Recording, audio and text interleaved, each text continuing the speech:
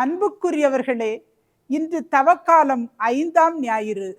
இன்றைய நாளுக்கான சிந்தனையாக நாம் கேட்க இருப்பது இறையறிவே எதிர்நோக்கின் ஒப்பற்ற செல்வம் என்பதாகும்.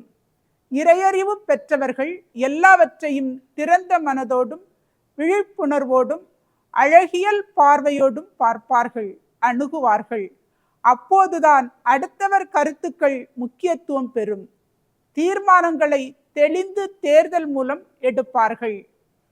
ஒருவருக்கொருவர் மதிப்பு கொடுத்து உற்று கேட்டு தனிப்பட்ட நலன்கள், சுயநல நோக்கங்கள், விருப்பு வெறுப்புகள் இவற்றை கடந்து பொது நன்மை என்ன என்று தெளிந்து தேர்வு செய்வார்கள்.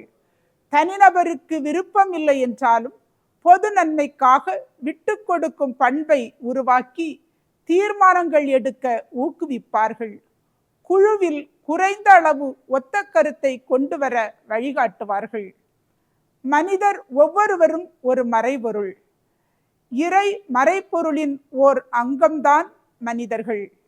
எனவே ஒவ்வொருவரையும் மாண்போடும் மதிப்போடும் மரியாதையோடும் நடத்துவார்கள். பிறர் கருத்துக்களை உற்று கேட்டு பலரோடு கலந்தாலோசித்து இணைந்து ஒரு செயல் திட்டத்தை தெளிந்து தேர்வு செய்யும் போது தூய ஆவியாரின் உந்துதலால் இயல்பாகவே நிகழும். குழு உறுப்பினர் ஒவ்வொருவரை பற்றியும் தெரிந்து அவர்களோடு நல்லுறவை உருவாக்கி கொள்வார்கள். அன்புக்குரியவர்களே, இன்றைய நற்செய்தி வாசகத்தில் நற்செய்தியாளர் யோவான் இப்படிப்பட்ட ஒரு நிகழ்வைத்தான் நமக்கு எடுத்து காட்டுகிறார். இறையறிவே நான் பெறும் ஒப்பற்ற செல்வம் என்று திருத்தூதர் பவுலும் இதை பற்றியே பேசுகிறார். இதை உறவில் வாழும் நம்பிக்கையாளர்களின் இறை சமூகமாக நாம் புரிந்து கொள்கிறோம்.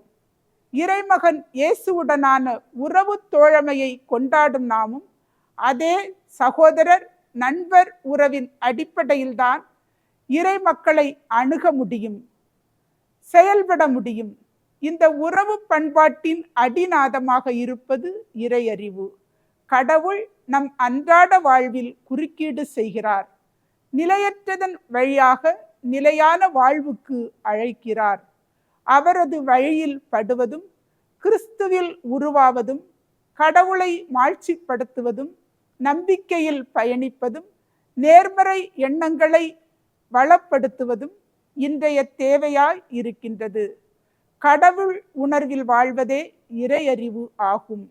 மன்னிப்பை, பலவீனத்தை உள்ளடக்கியதே இறையறிவின் ஒப்பற்ற செல்வம்.